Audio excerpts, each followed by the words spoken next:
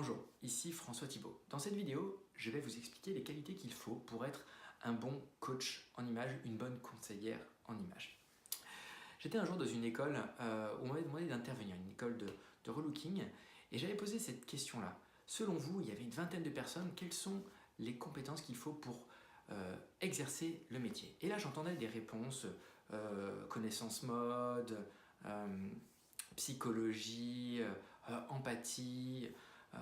Et en fait, il a fallu 5 minutes pour qu'on arrive à exprimer quelque chose qui pour moi est très important, c'est cette capacité à convaincre. Et oui, parce que la difficulté du métier, c'est pas de trouver des vêtements pour des clients, c'est pas dur.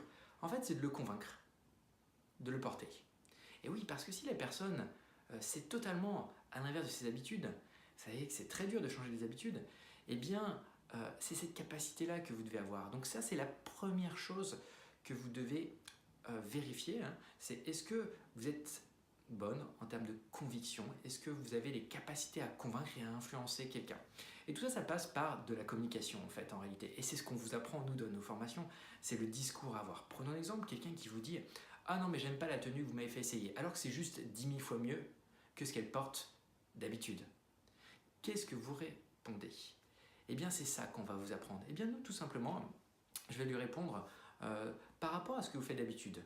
Est-ce que c'est beaucoup mieux? Sachant que d'habitude, nous, on leur a demandé de se mettre des notes. Imaginons qu'elle se mette 4. Eh bien là, si elle se met 6 de ces tenues, je lui dis donc, c'est mieux.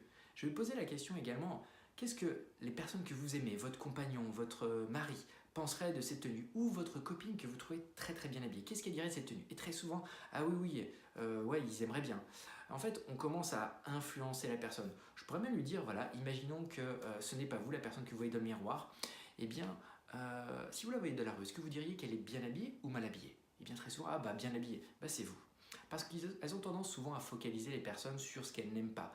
Notre job, c'est pas de rendre mince ou plus de poitrine une personne, c'est tout simplement de la rendre bien habillée, quelle que soit sa morphologie. Et c'est ce qu'on va vous apprendre à travers nos formations.